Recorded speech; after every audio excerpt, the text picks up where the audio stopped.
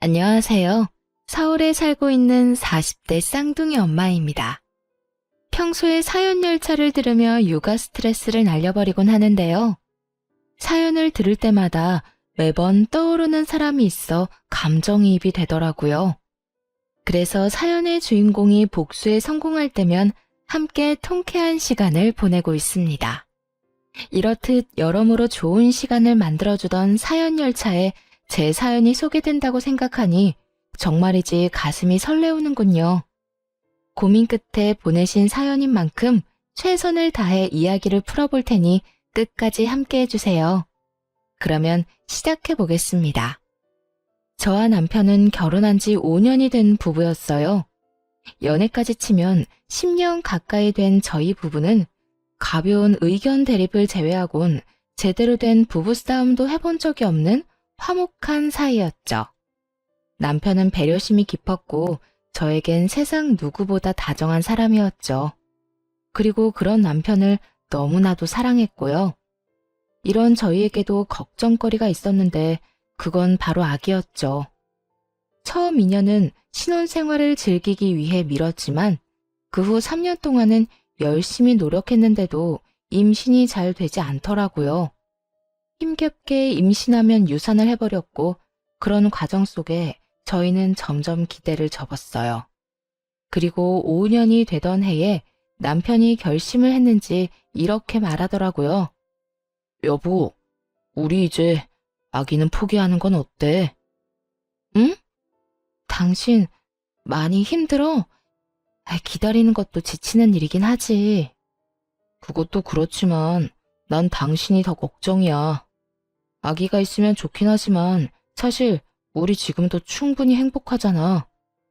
이 행복한 시간들을 임신 때문에 기대했다가 실망했다가 하는 게 아깝다는 생각이 들어. 내가 힘든 건 둘째치고 당신이 너무 힘들어하는 것도 더는 보기 싫고 말이야. 그건 그렇지만 당신 정말 괜찮겠어? 당신 아기 가지고 싶어 했잖아. 아기는 나만 가지고 싶어 했나? 당신도 마찬가지잖아. 설사 나만 원했다고 해도 난 아기보다 당신이 더 중요해. 그러니까 이쯤에서 포기해도 난 정말 괜찮아. 우리 이제 임신 걱정은 묻어두고 지금까지 그래왔던 것처럼 신혼 기분 내면서 살자. 고마웠어요. 사실 포기하자는 말을 여자가 하는 것은 참 힘든 일이라고 생각해요. 그런데 남편이 먼저 이런 이야기를 꺼내주고 위로해주니 마음이 한결 편안해지더라고요. 남편의 말에 따르기로 했고 더는 임신만을 위해 마음을 졸이며 좌절하는 일은 없어졌어요. 하지만 저희만 포기했다고 해서 다가 아니더라고요. 제가 임신을 하지 못한 것에 안달이 난 시모가 있었으니까요. 시모는 저를 잡아먹지 못해 혈안이 된 사람처럼 굴었는데 임신을 하지 못하자 그걸 빌미로 더 신나서는 시집살이를 시키더라고요. 일하는 것에는 신경 쓰지도 않는지 날마다 전화해서 잔소리하는 것은 일상이었고 일주일에 2~3번씩은 시댁으로 불러 온갖 집안일을 시키곤 했어요. 아가, 얼른 와서 이불 빨래 좀 하거라. 이불에서 신내가 나는데 내가 허리가 아파서 도저히 할 수가 없구나. 아가, 너 곧 퇴근하지? 퇴근하는 길에 우리 집에 들러서 김치 좀 담가라. 내가 만든 것보다 네가 만든 게 먹고 싶어서 그래. 예, 빨리 와서 청소 좀 해. 집골이 엉망이다. 처음엔 어린 마음에 시모가 무서워서 그 후엔 그래도 시모가 어른이니까 그저 계속해서 참아왔는데 어느 순간부턴 인내심에 한계가 오더라고요. 아가라는 호칭이 예라고 변할 때까지 참은 것이니 참을 만큼 참은 것이기는 했죠. 그리고 머지않아 그 한계선이 무너지는 날이 왔어요. 그날은 퇴근을 하고 집으로 향하던 길이었는데 시모에게서 연락이 오더라고요. 설마 하는 마음에 전화를 받은 것이 꺼려지긴 했지만 한번 전화를 걸면 받을 때까지 하는 시모를 알기에 전화를 받을 수밖에 없었죠. 네, 어머님. 전화를 왜 이렇게 늦게 받는 거야? 너 어디니? 집이니? 아니요, 지금 거의 다 왔어요. 왜 그러세요? 아직 밖이구나. 마침 잘 됐다. 지금 당장 장 좀 봐서 우리 집으로 오거라. 지금이요? 왜요? 무슨 일 있으세요? 무슨 일 있으니까 널 부르지. 내가 심심해서 널 부르겠니? 너 내 친구들 알지? 친구들이 우리 집에 온다고 했었는데 내가 깜빡했지 뭐니. 저녁 시간대니 맨입으로 보낼 수도 없고 그렇다고 배달 음식 시켜 먹이면 뒤에서 날 얼마나 흉보겠어? 이제 네가 지금 당장 우리 집에 와야 하는 이유 알겠지? 알았으면 잔말 말고 얼른 와. 네? 지금이요? 같은 말 반복하게 할래? 아, 오면서 돈도 좀 뽑아서 봉투에 담아오고. 친구들 보는 앞에서 내 용돈도 좀 줘야 내가 기가 살지. 그렇지 않아도 남들 다 있는 손주 하나 없다고 애들이 얼마나 불쌍히들 보는데 네가 그 정도는 해줘야 내가 고개라도 들고 다니지 않겠니? 그날따라 시모의 한마디 한마디가 얼마나 제 가슴을 후벼 파는지 도저히 듣고만 있지 못하겠더라고요. 평소에도 남편에게 이런저런 핑계로 돈을 뜯어가고 있다는 걸 잘 알고 있던 터라 이대로 넘어가면 안 되겠다는 생각이 들기도 했고요. 저 못 가요, 어머님. 뭐? 너 지금 뭐라고 했니? 못 온다고? 네, 저 못 가요. 지금 집에 다 오기도 했고 저도 사람인지라 피곤하네요. 그리고 앞으로 이런 식으로 막무가내로 부르면 못 갈 예정이니 어머님도 그런 줄 아셨으면 하네요. 평소 시모에게 불만을 털어놓은 적이 있긴 했지만 이런 식으로 단호하게 말을 한 적은 처음이었어요. 전혀 예상치 못했던 반응이었는지 시모도 당황한 듯 말까지 더듬거리더군요. 그러면서도 어떻게 해서든 저의 길을 죽이려고 애쓰더라고요. 너 지금 네가 뭐라고 하는 줄이나 알고 짓거리고 있니? 애도 못 낳아서 집안 대를 끊어먹은 것이 뭘 잘했다고 시험이 말에 온다 간다 말대꾸야. 넌 그냥 내가 오라고 하면 오고 가라고 하면 가면 되는 거야. 어머님, 저 어머님 며느리지 어머님 종 아니에요. 그리고 애 하나 못 낳는다니요? 엄연히 따지면 그게 제 잘못도 아닌데 어머님은 왜 늘 그런 식으로 말하세요? 병원에서도 저희 둘 다 몸에 아무 이상 없다고 했고 저희도 이때까지 많이 노력한 거 누구보다 더 잘 아시잖아요. 그러니까 다신 그런 식으로 말씀하지도 말고 이런 식으로 저 부르지도 마세요. 그래? 그래서 네가 지금 아니 앞으로도 우리 집엔 안 오겠다 이 말이야? 네. 남편이랑 같이 가서 어머님 뵙는 목적으론 가겠지만 이런 식으로 어머님 댁 집안일이나 손님상 차리려고 가는 일은 없을 거예요. 그래? 그러면 그렇게 해. 대신 사람 불러서 집안일 시킬 테니 그 돈은 네가 주거라. 그걸 왜 제가 드려야 하나요? 그렇지 않니? 네가 와서 하면 되는데 하기 싫다고 하니 어쩌겠어? 나는 집안일에 소질이 없고 그렇다고 더러운 곳에서 살 수는 없으니 사람이라도 불러야지. 그런데 나한테 돈이 어디 있니? 이 나이에 내가 돈을 버는 것도 아니고 이 모든 일이 너 때문에 일어난 일이니 그 값은 당연히 네가 치러야 하지 않겠어? 이게 도대체 무슨 말인지, 뭐가 당연하다는 것인지 알 수가 없더라고요. 무슨 조선시대도 아니고 이런 사고방식의 시모가 이해가 되지도 않았고요. 아니요, 전혀 당연하지 않아요. 어머님 집안일을 제가 해야 한다는 법도 없고요. 설령 그렇다고 하더라도 그 돈을 제가 줘야 하는 의무도 없어요. 전 그렇게 직접 못하시겠으면 어머님 돈으로 하세요. 어머님 매달 아버님한테 꼬박꼬박 돈 받으시잖아요. 용돈 제외하고도 여러 명목으로 받고 있는 거 다 알고 있거든요. 지금 받아가시는 돈으로도 충분히 차고 넘칠 텐데 굳이 보태고 싶진 않네요. 처음 말을 꺼낼 때만 해도 전화를 들고 있는 손이 떨릴 만큼 무섭고 긴장됐는데 막상 입을 열기 시작하니 술술 잘도 나오더라고요. 그만큼 쌓였던 것이 많기도 했다는 뜻이겠죠. 이런 저와는 달리 시모는 자신의 뜻대로 되지 않자 화가 나는지 슬슬 언성을 높이며 막말을 하기 시작하더라고요. 그렇지 않아도 막말을 잘하는 시모인데 화가 나니 욕까지 해대며 고함을 지르더군요. 야, 너 진짜 그딴 식으로 나올 거야? 내가 너 가만둘 줄 알아? 내가 지금 당장 가서 네 머리채라도 잡고 끌고 와야 정신을 차릴래? 좋은 말로 할 때 얼른 와서 네 할 일 해. 마음대로 하세요. 어머님이 뭐라고 하든 그 일은 제 일이 아니니 절대로 못 가요. 야, 야, 야! 시모는 고함을 질러댔지만 그러거나 말거나 할 말을 마쳤으니 전화를 끊어버렸어요. 그 뒤로도 휴대전화가 뜨거워질 정도로 시모에게서 전화가 왔지만 받지 않았고 결국 배터리가 다 되어 꺼지자 이번에는 남편에게로 전화가 오더라고요.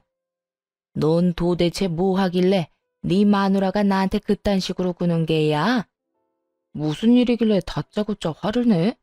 우리 집사람이 왜 싸웠어? 싸워? 싸우기는 무슨 일방적으로 네 엄마가 당했어.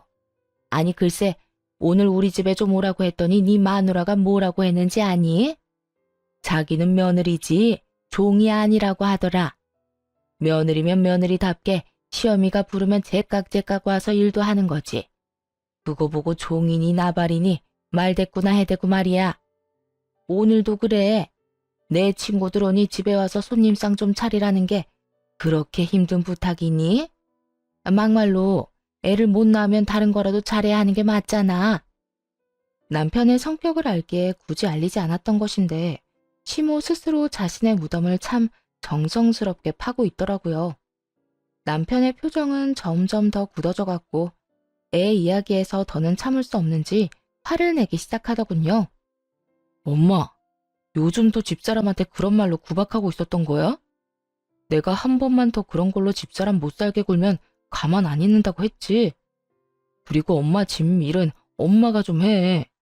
그렇지 않아도 회사 일로 힘든 사람을 엄마가 무슨 권리로 오라가라 하면서 부려먹어. 다신 이 사람한테 그런 걸로 연락하지 마. 또 그러잖아. 용돈 끊는 건 물론이고 엄마랑 연도 끊을 테니 그런 줄 알아. 온전히 제 편인 남편의 입에선 결국 용돈 이야기까지 나와버렸고 시모도 더 이야기해봤자 손해뿐이라는 걸 깨달았는지 그제야 꼬리를 내리고 전화를 끊더라고요. 그 후 시모에게서 오는 연락은 뜸해졌고 이제 좀 마음 편히 살겠구나 하는 생각을 하던 어느 날이었어요. 퇴근하기가 무섭게 집으로 돌아오던 남편은 어느 순간부터 귀가가 늦어지기 시작하더니 날마다 새벽녘에나 집으로 돌아오더라고요. 이유는 회사에 일이 많다는 것이었는데 아무리 일이 많다고는 해도 새벽까지 일을 한다는 것이 의심스러웠죠.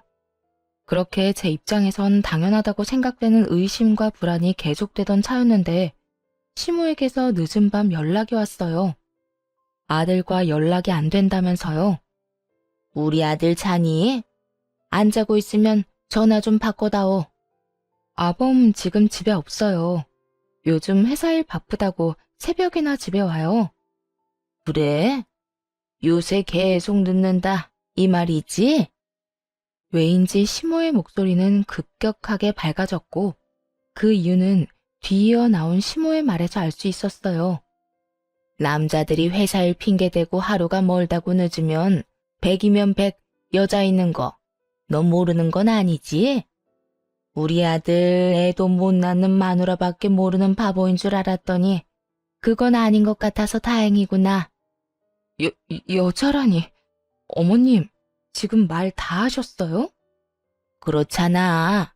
너희 결혼한 지 5년이나 됐는데 신혼 때처럼 얼굴만 보고 있어도 마냥 좋은 시절도 아니고. 이럴 때라도 있으면 애 보는 맛에라도 집에 들어올 텐데 애도 없으니 바람이 나는 것도 어찌 보면 당연한 거 아니니? 밖에서 낳은 애를 데리고 왔어도 몇은 데리고 왔을 세월이지. 이참에 우리 아들이 밖에서 똑두꺼비 같은 아들이나 하나 나왔으면 좋겠다 나는. 너도 얼마나 좋니? 임신 때문에 스트레스 받을 일 없이 키우기만 하면 되니 말이다. 지 아들이 불륜을 저지르고 있을지도 모른다는 상상에 목소리가 한껏 들떠있는데 화가 나는 건 물론이고 어이가 없더라고요. 어머님, 그걸 지금 말이라고 하세요? 아무리 제가 싫다고 해도 그런 말은 하는 게 아니죠. 어떻게 시어머니가 며느리한테 그런 말을 해요? 그리고 제 남편이자 어머님 아들 그런 짓거리 하고 돌아다닐 사람 아니란 거 모르세요? 다신 그런 말 하지도 마세요. 아범 오면 나중에 연락하라고 할 테니 저한테 전화도 하지 마시고요. 시모와의 전화를 끊어버리고도 도저히 집에 있을 수가 없더라고요. 시모의 말처럼 남편이 외도를 하고 있다고 생각하는 것은 아니었지만 정말 일을 하는 건 맞는지 제 두 눈으로 확인해야만 할 것 같았어요. 그래서 남편의 회사로 향했고 문이 잠긴 회사 앞에서 희망은 무너졌습니다. 남편은 거짓말을 하고 있었고 집으로 돌아와 여러 가지 생각에 눈물이 나더라고요. 그럴 리가 없다고 남편을 믿으면서도 시모의 말이 귓가에 맴돌았고 굳건히 잠긴 회사 문이 떠올라 복잡한 마음이었어요. 그렇게 울고 있는데 남편이 잔뜩 지친 모습으로 들어오더라고요. 아직 안 잤어? 먼저 자고 뭐야? 당신 울어? 왜 울어? 무슨 일 있어? 무슨 일은 당신이 있겠지? 당신 도대체 요즘 뭐 하고 다니는 거야? 어? 나 일이 바쁘다고 그랬잖아. 일? 아까 당신 회사 다녀왔거든? 불도 다 꺼지고 문도 다 잠겨 있던데 일은 무슨 일이야? 나한테 왜 거짓말하는 건데? 당신 진짜 어머님 말대로 다른 여자라도 생긴 거야? 뭐? 여자? 그래, 여자. 어머님이 그러더라. 내가 애 하나 못 낳아서 당신이 밖으로 눈 돌리는 거라고. 정말 당신 다른 여자라도 생긴 거야? 그런 거야? 쉼없이 몰아세우자 남편은 깊은 한숨을 내쉬더라고요. 그 상황이 너무나도 곤란하다는 듯 말이에요. 그런 남편의 반응에 마음의 준비를 하며 대답을 기다렸고 한참을 고민하던 남편의 입에서 나온 말은 전혀 예상치도 못한 내용이었어요. 그게 일은 한 게 맞는데 회사 일이 아니라 술집 아르바이트를 하고 있었어. 아르바이트? 당신이 왜 아르바이트를 해? 혹시 회사 잘렸어?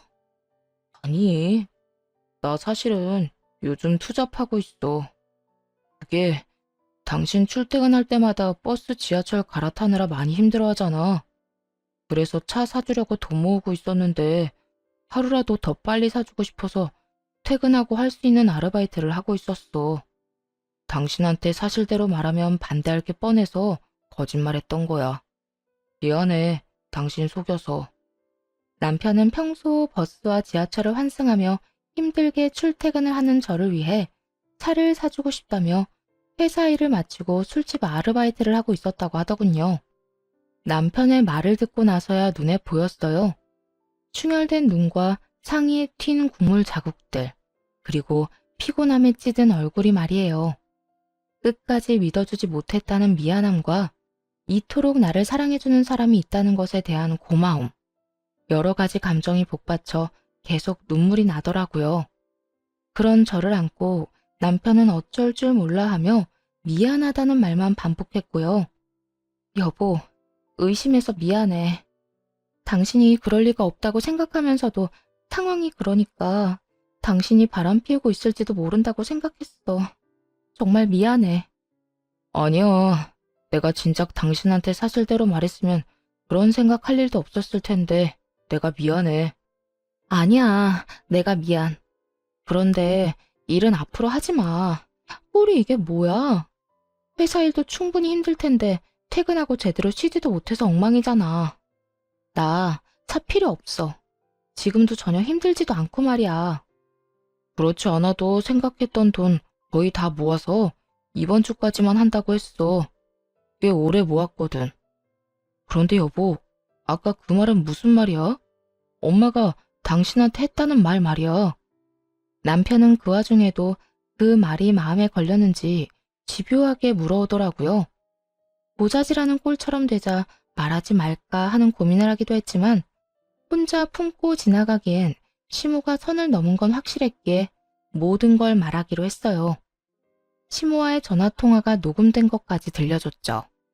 두 눈을 꾹 감고 녹음 파일을 반복해 듣던 남편은 무언가 결심한 듯 감은 눈을 뜨고는 저를 데리고 시댁으로 향했어요. 새벽 3시가 다 되어가는 시간이었죠. 신부는 자고 있을 것이 뻔했고 남편은 걷잡을 수 없이 화가 많이 난 상태였고요. 무슨 일이 일어날 것이 분명한 상황이라 남편을 말려봤지만 소용없었죠. 결국 그렇게 시댁에 도착했고 당연히 자고 있을 거라 생각했던 시모는 어쩐 일인지 웃으며 저희를 반겨주더라고요. 직접 보고 들으면서도 도저히 믿어지지 않는 말을 하면서요. 왔니? 그렇지 않아도 올 것 같아서 기다리고 있었어. 많이 싸웠니? 그래서 이혼이라도 하겠다는 말 하려고 온 거야? 어머, 혹시 내가 말한 대로 다른 여자가 우리 아들 애라도 가졌다니? 들뜬 목소리로 말도 안 되는 말을 해대는 시모를 보며 저보다는 남편이 더 큰 분노를 느끼는 듯 했어요. 제 손을 꽉 잡은 손이 떨리고 있었거든요. 엄마, 그게 무슨 말이야? 어떻게 친엄마라는 사람이 그런 말을 웃으면서 그런 목소리를 할 수가 있어? 나 결혼한 유부남인 거 몰라? 뻔히 아는 사람이 다른 여자한테 내 애가 있냐는 말을 그렇게 아무렇지도 않게 할 수가 있느냐고. 그것도 이 사람이 여기 이렇게 있는데. 아니면 아닌 거지. 왜 화를 내고 그래? 내가 뭘 그렇게까지 잘못했다고? 엄마가 무슨 잘못을 했는지 모른다는 게 제일 큰 잘못인 거 몰라? 엄마가 이 사람한테 그런 말하면 이 사람 상처받아. 이 사람 가슴에 대못 박는 거라고. 엄마는 우리가 이혼이라도 하길 바라는 거야? 정말 그런 거야? 이혼까지는 아니더라도 밖에서 애는 낳아왔으면 했지. 사진 멀쩡한 우리 아들이 애 하나 못 낳아서 마음고생을 그리도 하는데 내가 그런 마음이 안 생기겠냐고. 나라고 오죽했으면 그렇겠어? 힘들어도 우리가 더 힘들고 아기를 원해도 우리가 더 원해. 그러니까 엄마까지 나서서 그런 말로 집사람 상처 주지 마. 그리고 나 밖에서 여자 만나고 돌아다닌 거 아니고 일했던 거야. 이 사람 출퇴근하느라 고생하는 게 싫어서 차라도 한 대 사줄까 해서 회사 끝나고 아르바이트 했던 거라고. 그러니까 다신 그런 생각도 하지 말고 입에도 올리지 마. 남편의 잔소리가 이어지자 귓등으로 듣지 않던 시모는 돈 이야기가 나오기 시작하자 눈을 반짝이며 남편을 바라보기 시작했어요. 평소 시모가 돈 타령에는 도가 텄다는 걸 익히 잘 알고 있긴 했지만 그날은 정말 대단하다는 생각이 들 정도로 상식 밖의 논리를 내세우며 돈 타령을 시작하더군요. 잠시만. 그러니까 바람을 피우고 돌아다닌 게 아니라 네 집사람 차 사주려고 다른 일을 하고 있었다. 이 말이야? 그래. 3천만 원 정도 모아서 이제 그만두려고 했었는데 엄마가 괜한 소리 하는 바람에 다 망쳤다고. 하여튼 앞으로는 나하고 이 사람 사이 이간질하는 짓 좀 하지 마. 이게 뭐야? 이 새벽에. 너 진짜 미쳤니? 그 많은 돈을 왜 전현한테 쓰는 거야? 저게 시집 와서 한 게 뭐가 있다고. 아들, 그 돈 놔줘. 엄마 달라고. 엄마도 돈 필요하단 말이야. 엄마, 진짜 왜 그래? 애 못 낳는 게 이 사람 잘못도 아니고 왜 그런 식으로 말하냐고. 그리고 이 사람 위해서 마련한 돈을 왜 엄마한테 줘? 줘야 할 이유가 없잖아. 이유? 이유야 만들자면 차고도 넘치지. 저 모자란 것이 손주 하나 못 낳아서 그간 내가 마음고생했던 위자료. 그 위자료로 3천만 원 정도 줄 수 있잖아. 아들, 나 네 엄마야 친엄마. 10살 때부터 너 혼자 키우면서 고생이란 고생은 다 했는데 그런 엄마는 안 챙기고 저딴 부족한 년만 챙기는 게 말이 되니? 그러니까 그 3천만 원은 날 줘야 한다고. 손주를 못 안겨줬다는 이유로 위자료를 요구하는 시모 어떻게 생각하시나요? 이 말을 듣는데 머리가 멍해지면서 헛웃음도 나지 않더라고요. 뭐 이런 사람이 다 있나 싶어서요. 남편 역시 입을 벌리고 그저 신부를 바라만 보더군요. 지금 무슨 말을 들은 건가 싶은 표정으로 말이죠. 저희 둘 다 아무 말도 하지 않고 있자 시모는 본인의 말이 통했다고 생각했는지 미소를 머금은 얼굴로 이렇게 말했어요. 왜? 내 말을 들어보니 일리가 있는 것 같아? 아들, 너 그 돈 나 안 주고 네 마누라 주면 후회한다. 말이야 바른 말이라고 쟤랑 너랑 피 한 방울 안 섞인 남남인데 언제 어떻게 이혼할 줄 알고 그런 돈을 주니? 너희 사이에 애라도 있으면 몰라. 애도 없는데. 제가 네 돈만 받아먹고 홀라당 도망가면 어쩌려고. 돈 3천만 원이 뭐라고. 시모는 저를 돈 몇 푼 때문에 가족을 버리고 도망이나 치는 사람으로 만들어버리더군요. 그게 무슨 헛소리냐고 당장이라도 따져 묻고 싶었지만 그러기도 전이었어요. 남편이 앞서서 더 큰 화를 내며 시모를 몰아붙이기 시작했죠. 엄마, 제발 그만 좀 해. 내가 여기 오면서도 엄마 얼굴 보면서도 계속 고민했는데 방금 엄마 말 들으니까 결심이 섰어. 우리 이제 보지 말고 살자. 영 끊고 살자고. 무슨 사단이 나도 크게 나겠다 싶긴 했지만 연을 끊자는 말까지 나올 거라곤 생각지도 못했어요. 부모와 자식 간은 천륜이라는데 그 천륜을 끊는다는 것이 말처럼 쉬운 일은 아니니까요. 하지만 남편의 뜻은 완고해 보였고 시모 역시 그 완고함을 눈치챈 듯 급하게 남편을 달래보려 애쓰더군요. 아들, 갑자기 그게 무슨 말이야, 연을 끊자니. 이 세상에 가족이라고 너하고 나뿐인데 그런 너랑 내가 어떻게 연을 끊고 살아? 이 엄마는 너 없이는 못 살아.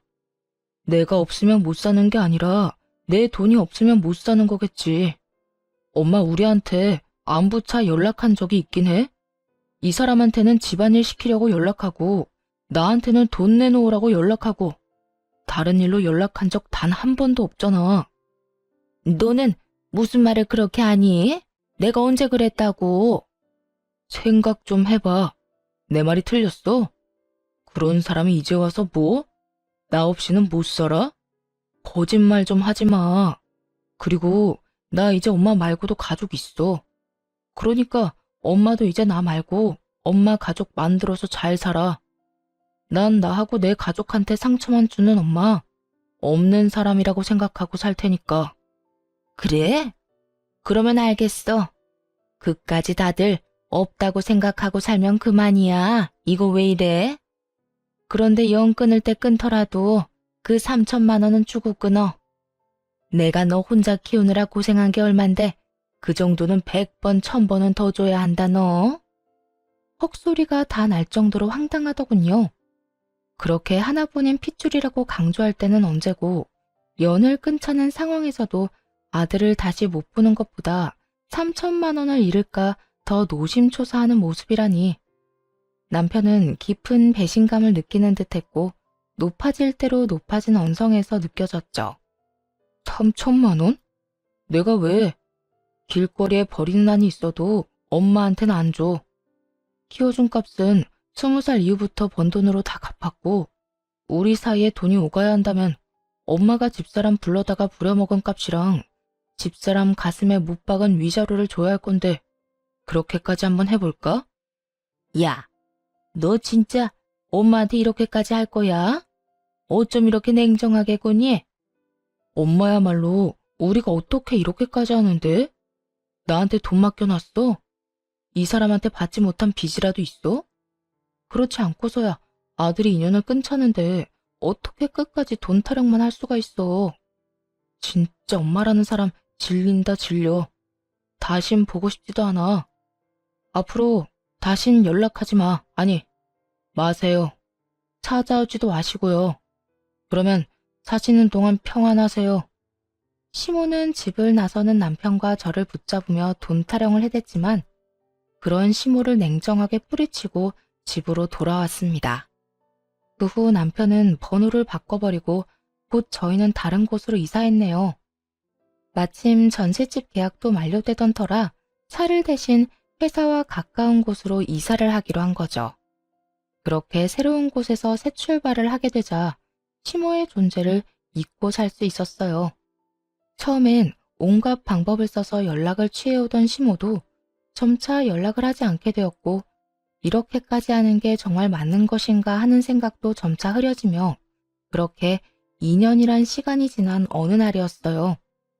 어느 날 모르는 번호로 연락이 오더라고요. 다름 아닌 시모였습니다. 병원에 입원했다고 하대요. 그렇게 술을 끼고 살더니 결국 간암 말기 판정을 받았다고 하더군요. 다 죽어가는 목소리로 그간의 이야기를 풀어놓던 시모는 이내 본격적으로 전화가 목적에 대해 말하기 시작했죠. 그래서 말이다, 아가. 네가 네 남편 좀 잘 설득해주면 안 되겠니? 무슨 설득이요? 내가 이때까지 말했잖아.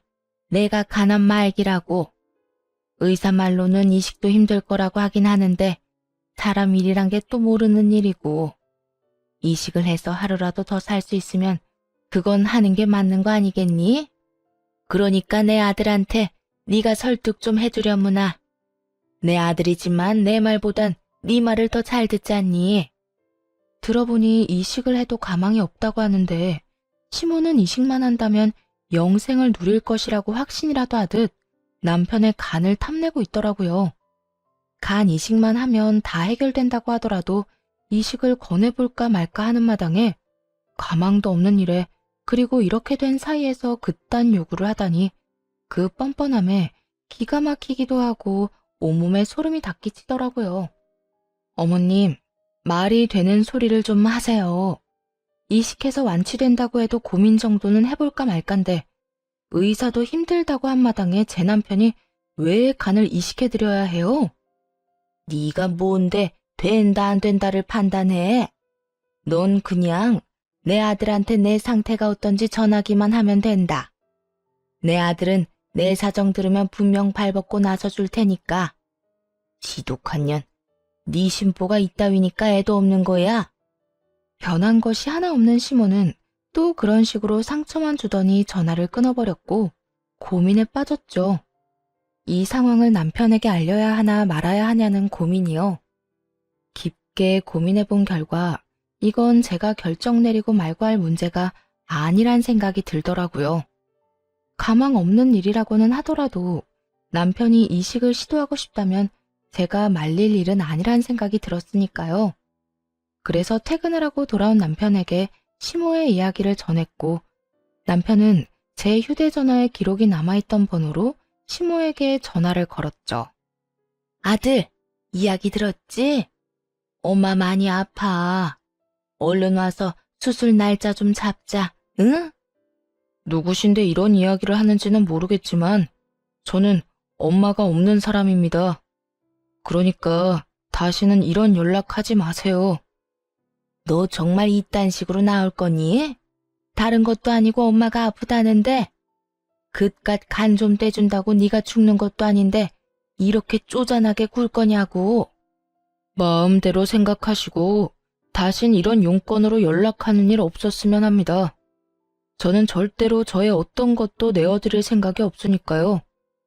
하나밖에 없는 아들이 날 안 살려주면 누가 날 살려준단 말이야. 그러지 말고 제발 다시 한번 생각해보려무나. 이제 와서 하나밖에 없는 아들 타령을 하시네요. 2년 전 영 끊자고 말씀드렸을 땐 아들은 안중에도 없고 돈만 챙기려 두시더니, 어쨌든 전 그때 그 자리에서 엄마는 없는 사람이라 생각하며 살기로 했습니다. 남편은 전화를 끊어버렸고 시모는 작전을 바꾸어 저를 설득하기 시작했어요. 아무리 생각해도 남편은 가망이 없을 듯하니 저를 어떻게 해서든 구슬려 보기로 마음을 먹은 것이겠죠. 아가, 나 정말 이러다 죽을 수도 있어. 그러니까 우리 아들 말고 너라도 이식 좀 해주면 안 되겠니? 지난 일은 다 흘려보내고 우린 현재를 살아야 하잖니. 그러니 너도 마음 한번 넓게 써보거라. 응? 시모는 저를 설득하려는 그 순간에도 미안했다는 말 한마디 없더라고요. 그저 어떻게 해서든 동정심을 자극해서 목적을 이루고자 하는 욕망만 드러낼 뿐이었죠. 어떻게 해서든 이식이라도 받고 싶은 심정은 잘 알겠는데요. 그렇게 간절하면 적어도 저희한테 사과 한마디라도 해야 하는 거 아니에요? 사과? 내가 뭘 그렇게 잘못했다고? 너나 네 남편이나 이렇게까지 구는지 도무지 난 이해가 되지 않는구나. 아, 그러니까 어머님은 여전히 저희한테 조금의 잘못도 하지 않았다고 생각하는 거네요. 남들 다 가지는 손주 하나 못 안겨준 것도, 다짜고짜 연을 끊자고 한 것도 다 내가 아니라 너랑 네 남편이 저지른 거 아니니? 그런데 왜 내가 너희한테 사과를 해야 하니? 지금도 그래. 부모가 아프면 자식이 되어서 뭐든 해줘야 하는 게 마땅한 거 아니니? 그러니까 더 큰 죄 짓고 후회하지 말고 당장 와서 이식 날짜나 잡아. 이런 생각이 들더라고요.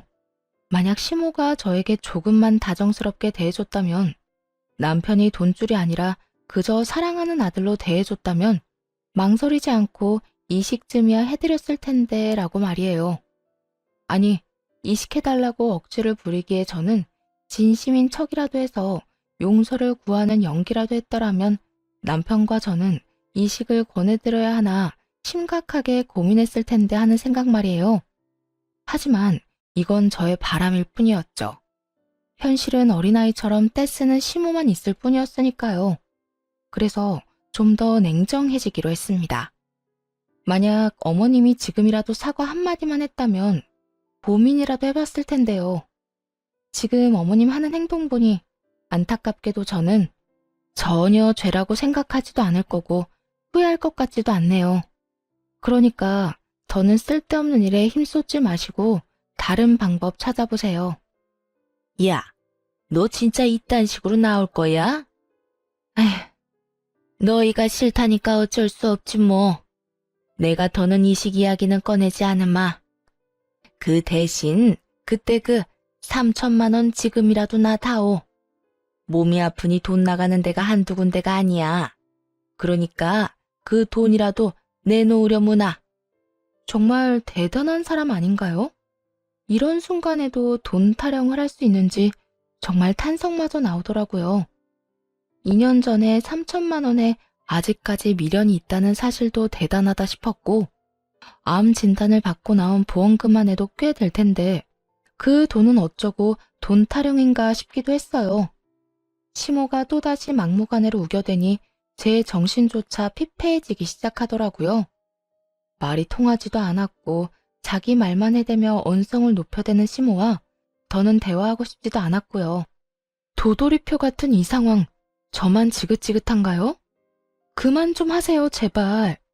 그 돈은 이미 다 쓰고 없고 있다고 해도 어머님께 드리는 일은 없을 거예요. 저희요, 어머님이 돈 내놓으라고 우기면 돈 내놓는 기계 아니라고요. 그러니까 제발 지금처럼 모르는 사람인 양 살아요. 부탁이에요. 그렇게 마지막 통화를 끝냈는데 마냥 후련하지만은 않더라고요. 아무리 믿다고는 해도 몸이 좋지 않다고 하니 신경이 쓰이는 건 어쩔 수 없는 노릇이었어요. 남편 역시 마음이 편치만은 않아 보이더라고요. 늦은 밤 남편은 홀로 거실에 나가 한숨을 쉬기도 했고 어느 날은 술에 취해 들어와 속내를 내비치기도 했어요. 사실은 나 너무 속상하기도 하고 슬프기도 하다. 당연히 도와주고 싶은 마음이 있기도 한데 마지막까지 돈 타령만 하던 엄마 모습이 뇌리에서 떠나지 않아. 그래서 너무 힘들고 너무 배신감이 들어. 괜찮아. 다 괜찮을 거야. 그러니까 너무 죄책감 가지지 마. 너무 힘들어하지도 말고. 난 당신 이해해. 나 역시 당신 입장이었다면 그랬을 거야. 정말? 그래. 난 당신만 나 이해해주면 괜찮아. 그렇고 말고. 참 많이도 울더라고요. 평생을 돈 타령만 하던 시모도 엄마라고 어린아이처럼 우는 남편을 보는데 저 역시 마음이 좋지 않았어요. 그날 많은 이야기를 나누었던 기억이 아직도 선명하네요. 긴 시간 이야기를 나눈 끝에 내린 결론은 저희의 결정대로 하자였어요. 이식한다고 한들 가망이 없는 상태였고 강경화 때도 술을 끊지 못해 이 지경까지 온 시모가 이식이 성공해서 몇 달의 시간이라도 번다고 한들 또 술을 먹을 것이 분명했기 때문이었어요. 그렇게 저흰 다시 한번 마음을 다잡았고 일상으로 돌아와 잘 살아보려 애쓰고 있었죠. 그러던 어느 날 시부라는 사람이 찾아왔어요. 모든 걸 포기한 시모가 헤어진 지 오래인 시부에게 자신의 처지를 알리며 도움을 청한 듯 했죠. 잘 지냈니? 네, 잘 지내셨어요? 난 뭐, 그런 대로 지냈다. 참 이상하더군요. 아무리 오래전에 헤어져 어색하다고 한들 저렇게 서로의 눈치를 살필 필요가 있나 하는 생각에서요. 거기에다 닮은 구석이 하나 없다는 점도 이상했어요. 그저 그렇게 이상하다고 생각할 뿐 다른 사연이 있을 거라 상상치도 못했는데 두 사람은 제가 전혀 생각지도 못했던 이야기를 꺼내기 시작했어요. 너 그렇게 사라지고 내가 얼마나 섭섭했는 줄 모른다. 그러셨어요? 저는 속 시원하다고 생각하실 줄 알았어요. 제가 친자식이 아니란 걸 다 아셨잖아요. 그래, 알았지. 그래도 내가 널 친자식으로 알고 내 품에서 키운 게 10년이야, 이 녀석아. 그런 내 아들이 하루아침에 사라졌는데 걱정하지 않았겠어? 낳은 정보다 키운 정이라고. 그 여자 생각을 하면 이가 갈리는데 네 생각만 하면 그립고 섭섭하고 그랬어. 저도 사실은 아버지 생각 많이 났었어요. 그립기도 했고요. 들어보니 시모는 시부에게 남편이 시부의 자식이라 속이곤 결혼을 했었다고 하더군요. 그렇게 남편과 시부를 속이고 10년을 지내다 우연찮게 그 사실을 들키게 되었고 시모는 남편을 데리고 야반 도주를 해버렸던 것이었죠. 시부는 현재 재혼을 해 다른 분과 살고는 있지만 슬아의 자식은 없었으며 여전히 남편을 그리워하고 있다며 눈물을 훔치셨어요. 남편 또한 그런 시부의 사랑에 눈물을 흘렸고요. 이야기 들어보니 네 엄마 많이 아프다고 하던데 넌 괜찮니? 날 찾자마자 네 엄마가 다짜고짜 너랑 네 집사람 욕을 얼마나 하는지 네 걱정이 돼서 널 찾지 않을 수가 없었다. 가망도 없는 일에 괜히 네 몸이나 축내는 결정을 내릴까 봐서 말이다. 어떻게 된 사람이 세월이 그렇게나 흘렀는데도 욕심이 그렇게도 흘러넘치는지. 정말 그때 네가 아니었다면 진작 이혼했었을 게야. 그러셨어요? 그렇지 않아도 엄마 때문에 정신없긴 했었어요. 이식 때문에 고민도 많이 하긴 했는데 하지 않기로 했고 그렇게 말도 전했고요. 그래, 잘했다 잘했어. 내가 병원에 알아봤는데 병원에서는 안 된다고 했는데도 네 엄마 욕심에 너를 그렇게 못살게 굴었다고 하더구나. 병원 가보니 몰래 술까지 사다 먹었는지 술 냄새가 얼마나 나는지. 하여튼 너만 건강하고 너만 괜찮다면 됐어. 으. 시부는 혹시라도 남편이 이식을 해주는 멍청한 결정을 내렸을까 싶어 단숨에 남편을 찾아왔다고 하시더라고요.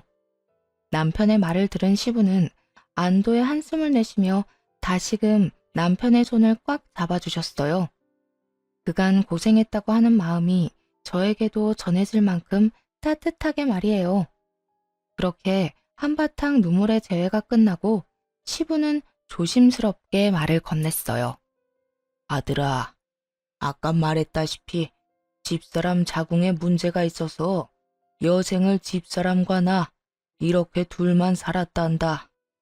그래서 우린 지금이라도 멋진 아들이 필요한데 너만 괜찮다면 다시 내 아들로 살아주지 않겠니? 아버지, 네, 그렇게 할게요. 감사해요. 이 녀석, 어릴 때도 눈물이 많더니 지금도 눈물이 많구나. 남편은 시부의 품에 안겨 펑펑 울기 시작했고 그런 남편을 시부는 꼭 안아주었어요. 평생 부모 사랑을 제대로 받지 못하고 자란 남편이 드디어 제대로 된 부모의 사랑을 받게 될 순간이었죠. 새롭게 만나게 된 시모는 참 따뜻하고 인성이 착한 사람이었어요. 생판남인 남편과 저를 오래전부터 자식으로 품은 사람처럼 따뜻하게 맞아주시더라고요. 그 덕에 남편과 저는 지난 세월을 위로받는 시간을 보내기도 했답니다. 그 후 얼마 지나지 않아 전 시부가 하늘나라로 떠났다는 말을 들었어요. 시부가 예정을 생각해서 병원비도 결제해주고 다른 금전적인 부분도 도와줬지만 2달 만에 급성 폐혈증으로 돌아가시게 된 거죠. 사망보험금이 있었는데 그건 남편에게 상속되었어요. 그 돈으로 좋은 묘자리도 마련하고 가시는 길 섭섭하지 않게 잘 보내드렸네요. 그렇게 죽은 시모가 기억 속에서 잊혀질 때쯤 시부가 큰 돈을 주시더라고요. 아버님, 이게 무슨 돈이에요? 갑자기 돈을 왜 주세요? 그게 너희 지금이라도 임신 다시 시도해보는 건 어떨까 해서 말이야. 시험관 하는데 돈이 많이 든다고들 해서 미리 이렇게 준비해봤다. 시험관이요? 그래. 너희 아직 나이도 젊은데 이렇게 포기하는 거 너무 아깝지 않니?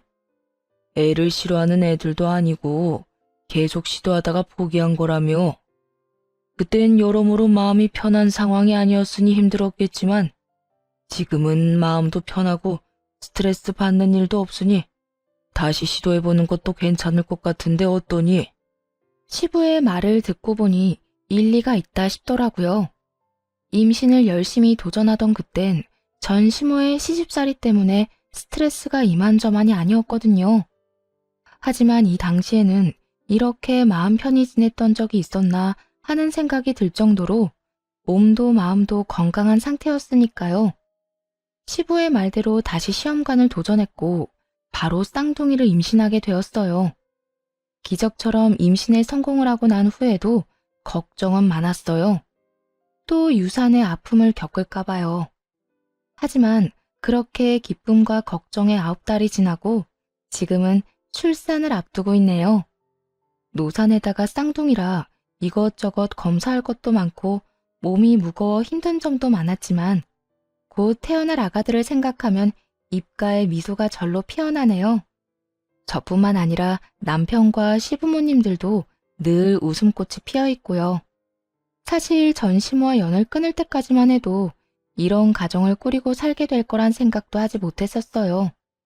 남편과 둘만 사는 생활에 불만이 있었던 건 아니었지만 부모님을 모시고 다니는 가족들을 보면 부러운 마음이 생기기도 했거든요. 그랬는데 새로운 시부모님이 나타났고 그런 시부모님의 권유로 저희에게 곧 있으면 쌍둥이까지 생긴다니. 사연을 쓰는 지금 행복함에 벅차 눈물이 나면서도 전 시모의 생각에 씁쓸해지는 건 어쩔 수가 없네요. 어느 날은 남편과 전 시모 이야기를 나눈 적이 있어요. 아무리 연을 끊어버렸다고 한들 생각이 나서요. 여보, 어머님 보고 싶진 않아? 엄마? 살아계셨다면 아직까지 원망했을 것 같은데 그렇게 가시고 나니까 보고 싶을 때도 있긴 하네. 사실 나도 그렇게나 미웠는데 참 이상해. 그런데 여보, 나 그런 생각 가끔 한다. 그때 내가 아기도 빨리 가지고 출산까지 무사히 했으면 어머님이 날 좀 예뻐해 줬을까? 그랬으면 이날까지 어머님도 함께하지 않았을까 하는 생각. 당신은 그런 생각 안 해? 이 말에 한참을 망설이던 남편은 허공을 응시하며 이렇게 말하더라고요. 나도 그런 생각하기는 해. 그런데 몇 번을 생각해도 우리 엄마는 출산과 상관없이 변함없이 똑같은 모습이었을 거란 결론이 나더라고. 내가 오랜 세월 다 겪어봤잖아. 그러니까 당신도 괜한 죄책감 가지지 말고 그저 돌아가신 분 미워하는 마음 없이 가끔 떠오르면 생각하고 그땐 그랬었지 하고 웃어 넘겨버리자. 알겠지? 그래, 알겠어. 남편과 저는 마주보며 웃었고 그날 비로소 전 시모를 완전히 용서하고 제대로 보내드렸던 것 같네요. 그 덕인지 요즘엔 전 시모 이야기가 나와도 웃어 넘길 만큼 여유가 생겼고요. 처음 이 사연을 쓸 때까지만 해도 고민이 참 많았는데 말이에요. 다른 사연처럼 이혼 사연이 아닌 절연 사연이라 더욱 고민스러웠던 것 같아요. 그럼에도 사연을 쓰게 된 이유는 저희 가정처럼 상식에서 벗어난 시부모님의 행동 때문에 고통받는 분들이 많더라고요. 여러 사연들을 접하며 제가 겪었던 일들, 그리고 저희가 어떻게 행동했는지가 조금이라도 도움이 될까 싶어 사연을 쓰게 되었어요. 부모와 자식 간의 사이가 쉽게 끊을 수 있는 사이가 아니란 걸 누구보다 잘 알지만, 그럼에도 아닌 건 끊어내야 더 멀리, 더 높이 나아갈 수 있지 않을까 합니다. 그것이 악연이라면 더욱 단호하고 빠른 결정이 필요하지 않을까요? 이로써 저의